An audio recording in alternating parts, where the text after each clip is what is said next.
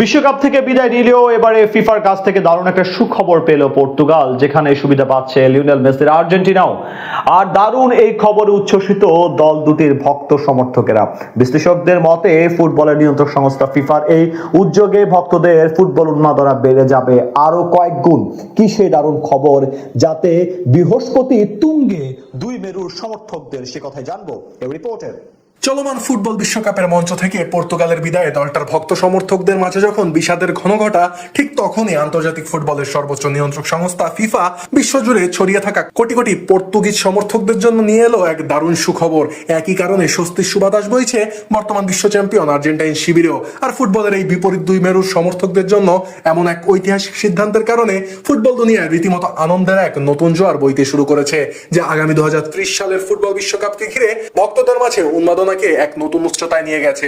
মূলত ফিফা কর্তৃক গৃহীত এক যুগান্তকারী পদক্ষেপের ফলে 2030 সালে ফিফা বিশ্বকাপের শতবর্ষী আসরে বাছাই পর্বের কোনো প্রকার কঠিন বাধা না পেরিয়েই সরাসরি মূল আসরে খেলার এক দারুণ সুযোগ লাভ করেছে পর্তুগাল ও আর্জেন্টিনা সহ আয়োজক 6টি দেশ, যার ফলে 48 দলের অংশগ্রহণে অনুষ্ঠিত হতে যাওয়া ফুটবলের এই মহাযজ্ঞে আয়োজক দেশ হিসেবে বিশেষ মর্যাদাপ্রাপ্ত এই 6টি দল আগে ভাগেই তাদের মূল পর্বের আসন সম্পূর্ণরূপে নিশ্চিত করে ফেলেছে। তাই বাকি 42টি স্পটের জন্য বিশ্বের অন্য সব ফুটবল খেলোয়াড় দেশকে প্রতিদ্বন্দ্বিতাপূর্ণ আঞ্চলিক বাছাই পর্বের দীর্ঘপথ পার হয়ে আসতে হবে। ইতোমধ্যেই ফিফা তাদের অফিসিয়াল বিবৃতিতে স্পষ্ট করে জানিয়েছে যে ইউরোপের দুই ফুটবল পরাশক্তি স্পেন ও পর্তুগাল এবং আফ্রিকার শক্তিশালী দল মরক্কো যৌথভাবে 2030 সালের ফিফা বিশ্বকাপের আয়োজক দেশ হিসেবে দায়িত্ব পালন করবে। তবে এর পাশাপাশি ফুটবল বিশ্বকাপের গৌরবময় পথ চলার শতবর্ষ উদযাপনের মাইলফলককে ইতিহাসের পাতায় চিরস্মরণীয় করে রাখতে দক্ষিণ আমেরিকার ঐতিহ্যবাহী তিন ফুটবল পরাশক্তি আর্জেন্টিনা, উরুগুয়ে এবং প্যারাগুয়েতেও বিশ্বকাপের একটি করে বিশেষ উদ্বোধনী ম্যাচ আয়োজন করা হবে।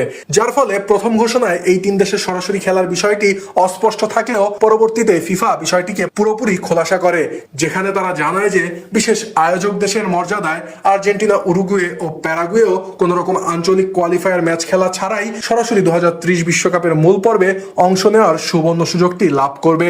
উল্লেখ্য যে 1930 সালে উরুগুয়ের মাটিতে বসেছিল ফুটবল বিশ্বকাপের ইতিহাসের সর্বপ্রথম আসর, এবং সেই আসরের ফাইনাল ম্যাচে মন্টেভিডিওর ঐতিহাসিক এস্তাদিও সেন্টেনারিও স্টেডিয়ামে চিরপ্রতিদ্বন্দ্বী আর্জেন্টিনাকে হারিয়ে ফুটবল ইতিহাসের প্রথম বৈশ্বিক শিরোপা নিজেদের ঘরে তুলেছিল স্বাগতিক উরুগুয়ে। আর 100 বছর পর সেই আদি ফুটবল রোমাঞ্চ, আবেগ এবং ইতিহাসের পুনরাবৃত্তি করতে ফিফা ইতিহাসে প্রথমবারের মতো 3টি ভিন্ন মহাদেশ এবং 6টি দেশে বিশ্বকাপের আয়োজন করতে চলেছে।